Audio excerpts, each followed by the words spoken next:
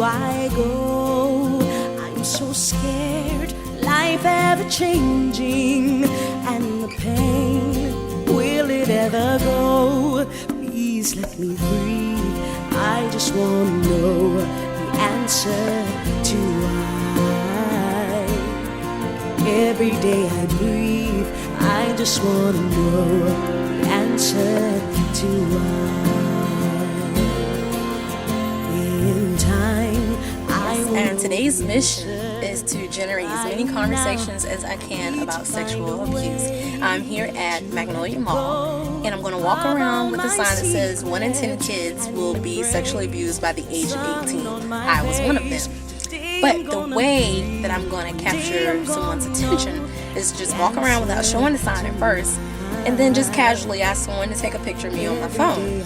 And once they get my phone, I will then reveal the sign, and hopefully that will, spark the conversation. But we'll see. Questions I have, so many prayers left unanswered. It's always a blessing. I feel like, there's some cowards out here in this world getting, abused at the age of 6. Yeah, that's really crazy. But my heart goes out to all you ones out there. Thank you. After reading your sign, I just didn't want to take a picture of it. I felt kind of disappointed. The answer to why.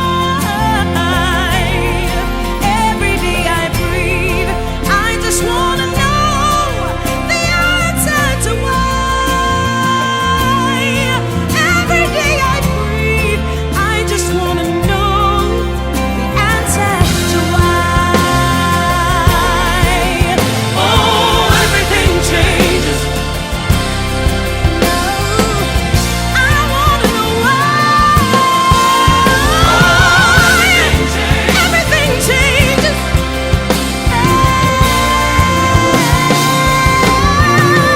Oh, everything changes.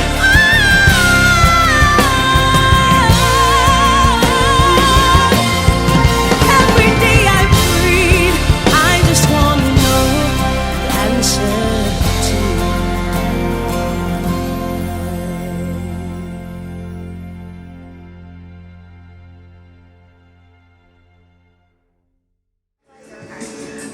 When I was 10, I was raped and molested by a family friend, very close. I held it in for years upon years. I was very ashamed of what I had done. I thought it was my fault, but yet I was actually set free from it. It was a struggle, and everybody says time heals, but that's not true. God heals, and He has truly restored me to be a confident woman because it wasn't my fault.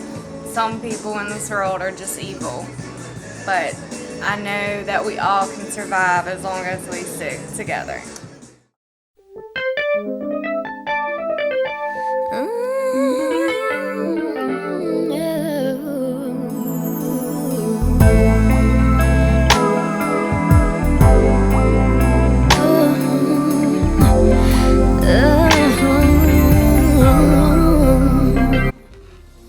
Most people who haven't undergone sexual assault will easily tell you to get over it because it's not continuously occurring, but it's not as easy to get over it when it's a mental thing, when you can still feel the breath of someone on you that you don't give approval, when you still feel that touch knowing that it's not right, when you still have that fear or that knot in your throat because of what he says to you is being whispered in your ear.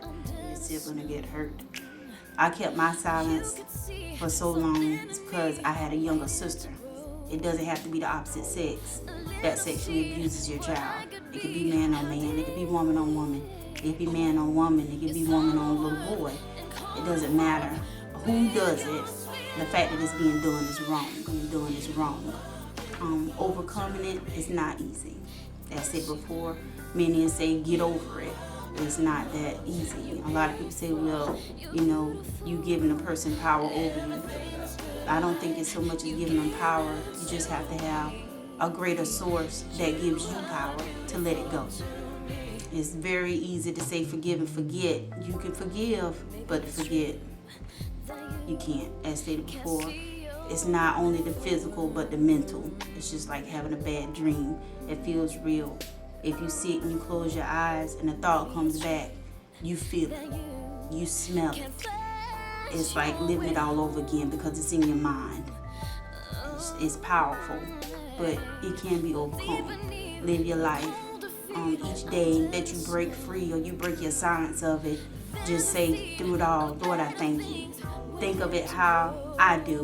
If it happened to someone else, you don't know how they would be able to overcome it. Yes, I tried to commit suicide more than once, but because I didn't die, I realized I have a purpose. It didn't happen to my sister, and not because of me and what I did, because God chose me to go through it. He knew I was strong enough to bear it, even though I didn't know that I was. I felt as though I couldn't take it anymore, which is why I tried to commit suicide, but obviously He knew that I was strong enough. All I know is I'm grateful, not grateful that it happened, but I survived, and I'm still here. And I can share my story with others and not be afraid or not be ashamed, but stand and be grateful and blessed to know that I am a survivor. I did go through it. I did survive, and I can prevent it from happening to my girl. I can help others who are afraid to speak out, share my story and not hold my head down in shame. No, I didn't like it. Yes, I was chosen, but not only by Him, but by God.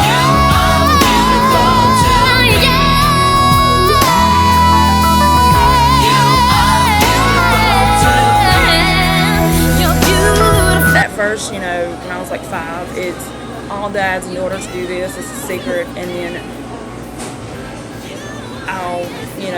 bad things are going to happen. You'll be homeless. Nobody's going to believe you. Your mom can't take care of you because she can't keep a job. So you only have me. I'll be in prison. Don't you love me? Do you want me to go to prison? No. And then when I get a boyfriend, it's, oh, you saying no? You're going to go be a boy with him? Like, it just escalated as I got older. And when I finally said, I don't want to live with you anymore, he punched the wall, this far from my face. And I thought for sure I was gone. Like, my whole body, everything. Like, I couldn't hear anything, couldn't see anything. I was like, he's going to kill me. And I think the funniest thing, and it wasn't funny at the time, we lived in a mobile home, and he punched the door. But the door hit the wall and come back at him. And I was just like, and I think that's the only thing that snapped in my mind, that nothing's going to happen. You're going to get out of here. I was 17. And then I got into drugs and all these other things, and I ran away. Like, I closed my mind off, it doesn't matter, it's gone, it's done, And everything kept coming back. I remember the first time I'd seen somebody that looked like him at work, and I threw it. And then I think I couldn't, anorexia, anything and everything I could do to punish myself. Nothing worked. Like, I had scars, like my underwear line was scars, and it was like he didn't see it. Like, nothing helped. Nothing that disgusted him for me. So I was like, but one day I was in one of those moods, and I was pissed at everybody. He come by, and he said, "Hey, sweetie," and it disgusted me.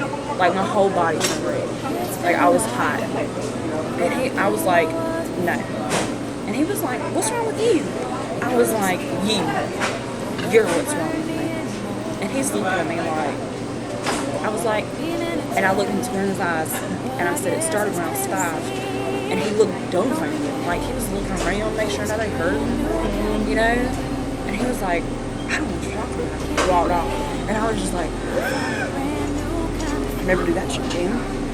Like, but that was my breaking point. I was just like, I can't pretend anymore. I can't look at him, even if it's my work. I cannot look at him. Tell them how they can overcome and heal from it. Find somebody that you trust. Find someone that can look at you and tell you're in a bad mood. That will, like, always promises, like, if you ever need anything, come find me. Or if you ever need anybody, I'm here.